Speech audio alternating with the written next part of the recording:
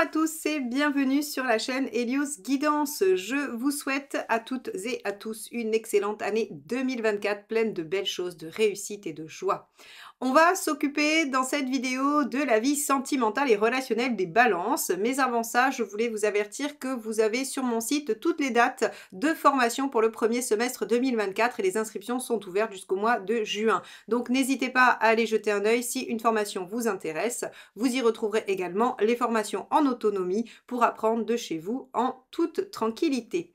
Vous aurez également toutes les guidances que je propose, que ce soit en rendez-vous en présentiel à Gradignan près de Bordeaux, ou bien en visio ou par téléphone, ou encore sans rendez-vous avec une réponse en audio dans votre boîte mail. Donc, je vous retrouve sur heliosguidance.com pour découvrir tout ça. Et en attendant, on va aller voir quel est l'arcane majeur qui va dominer votre période, les balances. Balance, le mois de janvier 2024, quelle est la tendance pour vous sur cette période? Allez. Balance. Le jugement inversé. Alors, le jugement inversé évoque le renouveau, évoque le fait de démarrer une nouvelle page de vie. Le jugement inversé, c'est vraiment, on innove, on va vers quelque chose de nouveau, on clôture le passé. C'est une renaissance, mais une renaissance sur une nouvelle base. Hein, s'il avait été dans ce sens-là, on était sur de la réconciliation, sur du fait de reconsidérer le passé, de recommencer quelque chose, de ressusciter quelque chose en l'état. Ici, on est sur une renaissance, mais qui vous permet en fait de clôturer cette page et d'amorcer quelque chose d'entièrement nouveau. Alors, on va voir comment ça s'inscrit à la fois dans le tirage relationnel par lequel on va commencer et dans le tirage pour les célibataires ou les personnes en travail personnel sur cette sphère. Allez, c'est parti. On va démarrer avec l'état d'esprit de votre partenaire, les balances. On va voir un petit peu ce qui se passe.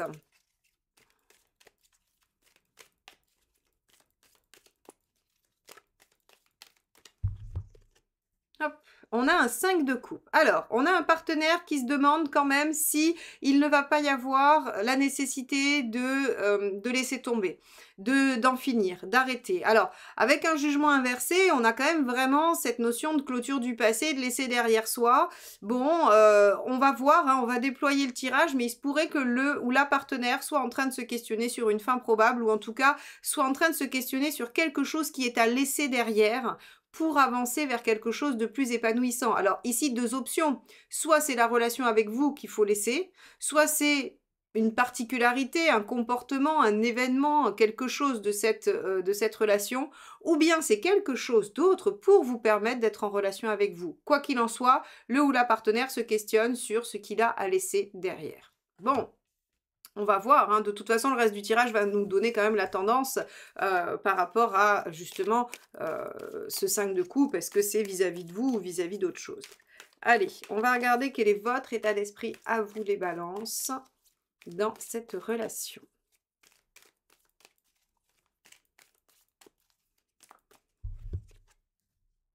La reine de Pentacle. Alors, vous, votre intention, c'est de sécuriser au maximum. Il faut savoir que les reines ont toujours un besoin de sécurité et elles sont toujours en train d'essayer de construire quelque chose qui va les rassurer.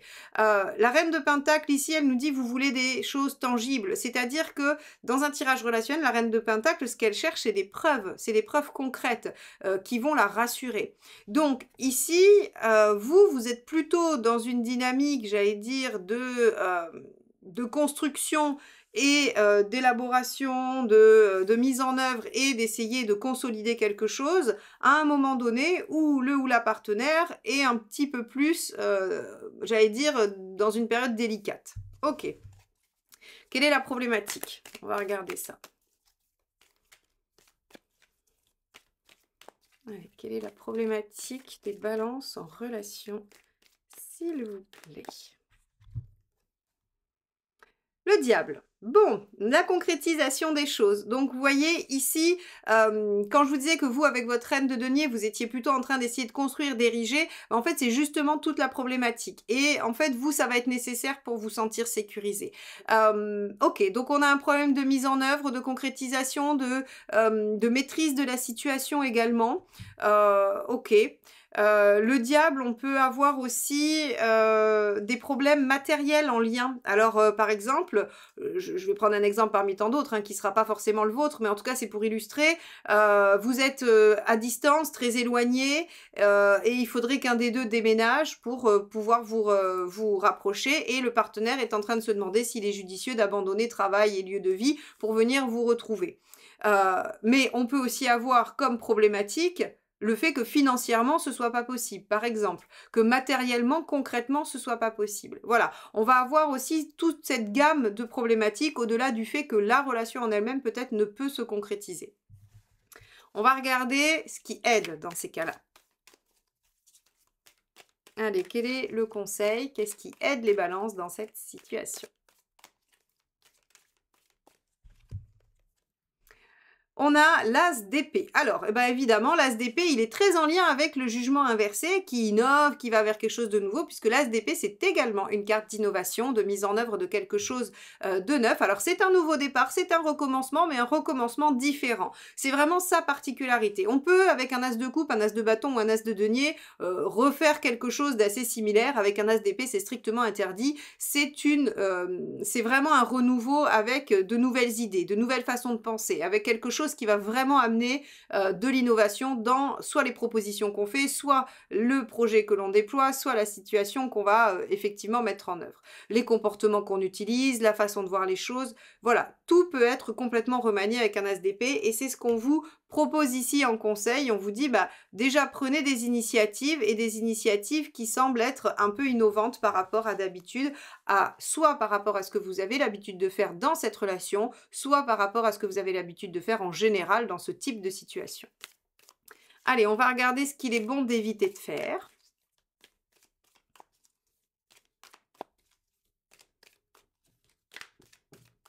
Hop. Le chariot. Alors, le chariot en négatif, c'est deux aspects. On va avoir toujours les deux extrêmes en négatif. Soit d'aller trop vite, de se précipiter, et de se prendre les pieds dans le tapis, tout simplement. C'est-à-dire que, vous voyez, avec un diable ici, j'ai envie de vous dire, ce serait même d'essayer de forcer un peu. Vous savez, hein, de forcer la porte et de se rendre compte que, en fait, finalement, c'était pas la bonne façon de faire. Et en même temps, le chariot dans l'autre extrémité, ça va être de ne rien faire, d'être passif, de ne pas vouloir affronter les obstacles, de ne pas vouloir dépasser ce qu'il y a à dépasser. Ce serait dommage. Ça vous empêcherait probablement de progresser, d'avancer. Et ici, en fait, on vous dit n'avancez pas tête baissée ou ne faites pas un refus d'obstacle. Trouvez une nouvelle façon inventive, différente, de reprendre la maîtrise et de concrétiser. Bon. Ok. On va aller voir l'intention du partenaire dans tout ça. Allez, les balances, intention du partenaire.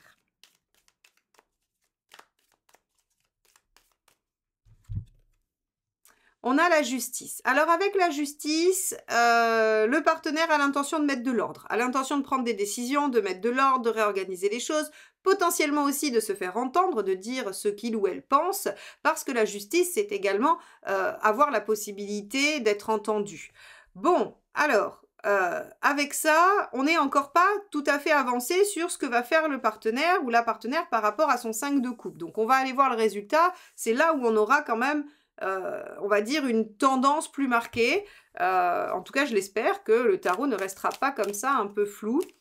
Mais avec une justice, on a quelqu'un de toute façon qui veut trancher, hein, qui veut se positionner. Et vous, quelle est votre intention avec cette reine de Pentacle qui a du mal à reprendre les choses en main, qui a du mal à concrétiser, qui ne sait pas trop bien comment faire ? 3 de bâton, ok, c'est assez intéressant parce qu'en fait, si vous voulez, le 3 de bâton va vous proposer de vous projeter dans le futur, va vous proposer en fait de visualiser ce que vous voulez atteindre en finalité. Et ça, c'est intéressant parce que quand dans le présent, vous n'avez pas la maîtrise des choses, vous n'êtes pas vraiment en position de décider et de maîtriser, eh bien en fait, si vous voulez, le 3 de bâton, il vous permet de prendre un peu de champ. Il vous permet de voir plus loin et de se dire, ok, si dans 6 mois, 1 an, 20 ans, je veux être à cette place-là, dans cette situation-là. Qu'est-ce que je dois mettre en œuvre aujourd'hui, ou qu'est-ce qui est urgent de mettre en œuvre, ou qu'est-ce qui n'est pas important de mettre en œuvre rapidement aujourd'hui pour être là dans tant de temps. Donc, si vous voulez, le fait de faire un espèce de zoom arrière en se disant, ok, aujourd'hui, la situation, c'est celle-ci, mais je voudrais que ce soit cette situation-là dans, allez, 6 mois, admettons. eh bien, ça vous permet de vous dire, ok, peut-être qu'il n'y a pas d'urgence et de ne pas mettre le chariot en négatif dans le sens où on se précipite, on fonce droit dans les portes. Et en même temps, si vous vous dites, mais en fait, si je veux avoir réalisé un truc dans 6 mois et que là, je vois que je me suis pas mise en mouvement ou que tout ce que j'ai essayé ne fonctionne pas, il faudrait peut-être que j'essaye quelque chose de différent pour justement avancer un peu et pas rester dans l'inertie. Vous voyez, c'est vraiment en fait cette attitude-là que va vous permettre le 3 de bâton. Donc c'est assez intéressant. C'est efficace en tout cas, c'est efficace et c'est à l'image d'une reine de bâton qui a besoin que les choses se fassent. Là, on n'est pas dans les ressentis, les émotions, on est dans le besoin très concret que les choses avancent ou aient du sens. Allez, on va regarder où vous en êtes à la fin du mois de janvier.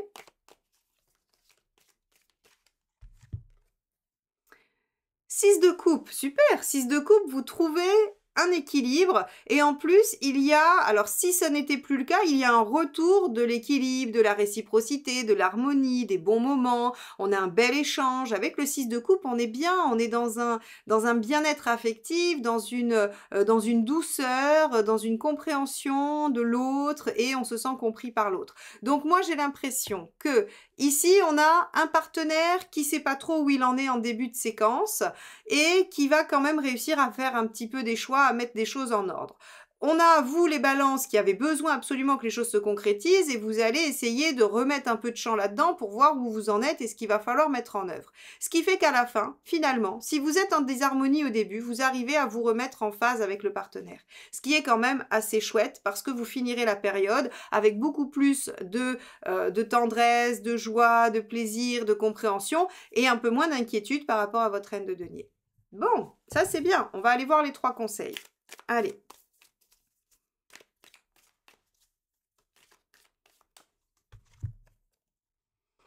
Cinq de bâton. Défendez votre point de vue, ne vous laissez pas, j'allais dire, désarçonner. Le 5 de bâton, c'est vraiment argumenter, défendez votre point de vue, dites ce que vous voulez, dialoguer. Hein, c'est vraiment une carte qui vous invite à ne pas rester justement dans l'inertie du chariot en négatif, on va dire introverti, et qui vous dit, mais non, soyez quand même au clair avec ce que vous voulez et dites-le.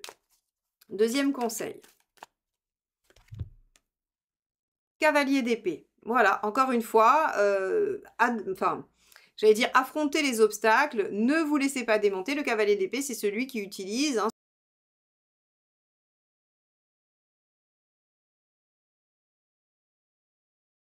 effectivement, se coltiner les difficultés, les épreuves, on s'y frotte, on s'y pique, mais en tout cas, on les dépasse puisque le cavalier d'épée, en général, hein, même presque à chaque fois, il est victorieux. Donc, il n'y a pas de doute, hein, vous trouverez des solutions et vous arriverez à régler les problèmes si vous les affrontez. Allez, on y va, dernier conseil.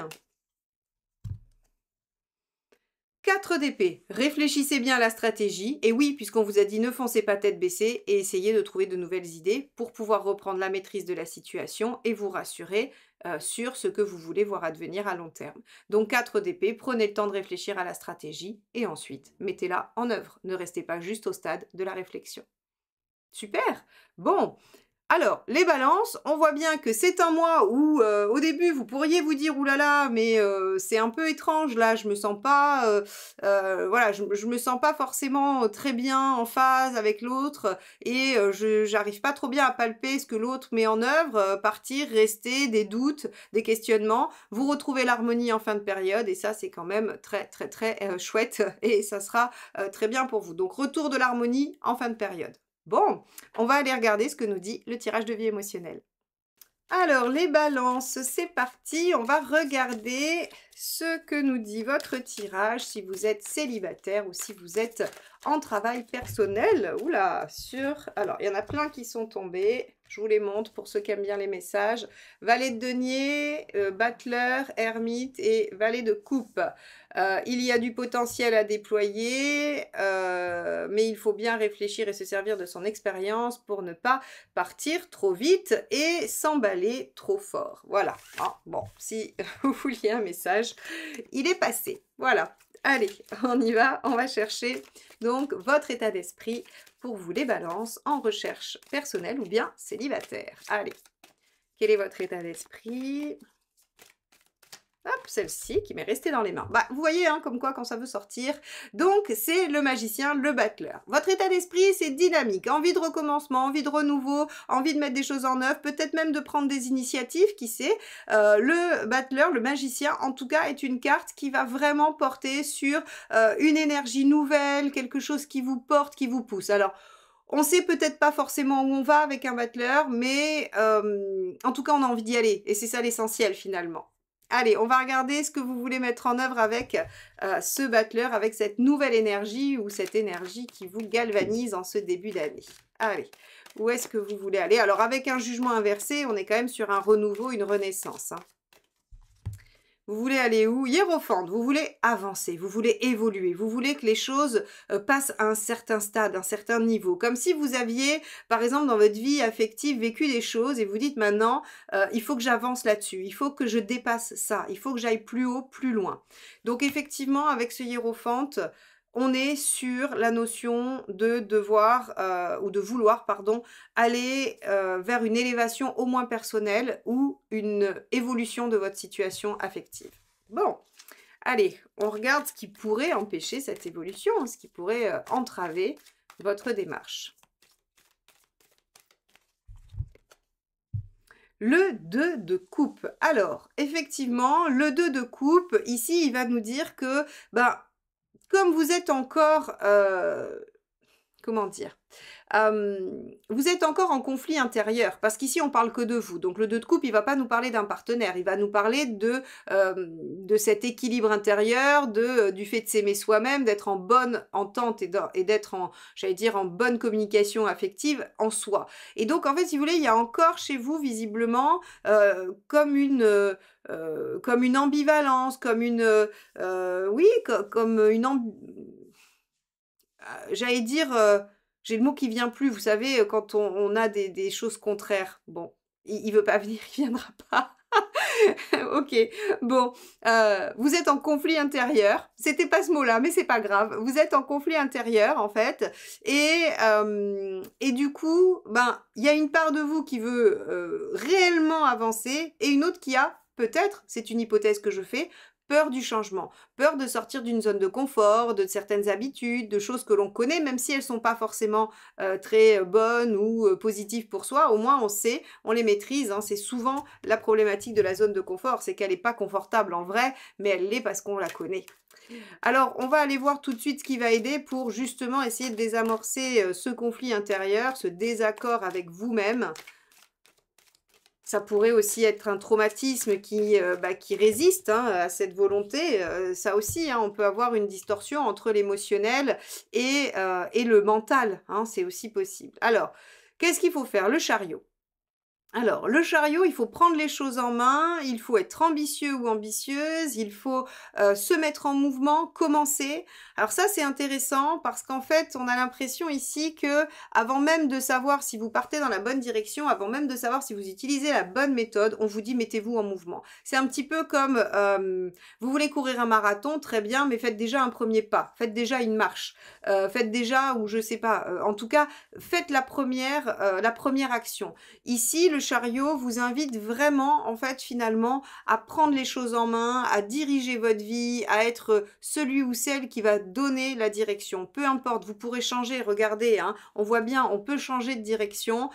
Si on trouve un obstacle, eh bien, on bifurquera, on prendra la déviation. Ça sera peut-être un peu plus long, mais on finira par arriver quand même à la destination. Donc ici, on vous dit, soyez ambitieux, faites-vous confiance, foncez, ne doutez pas. C'est vraiment tout ça, hein. Donc en fait, ce conflit intérieur, ben, j'ai envie de dire, il se résoudra parce que vous le faites un peu taire, vous lui dites, «chut», hein, en gros, et vous laissez la part, du magicien et du hiérophante, c'est-à-dire cette part qui a envie d'initier quelque chose de nouveau pour évoluer, vous laissez cette part prendre toute la place et vous faites taire l'autre, voilà, pour que les choses au moins avancent. Alors, ça ne veut pas dire que vous n'aurez pas en vous encore des petites voix, des choses qui vous diront: «Mais, c'est pas la bonne voie, mais c'est pas la bonne chose, mais il aurait fallu faire autrement». C'est pas, vous les aurez.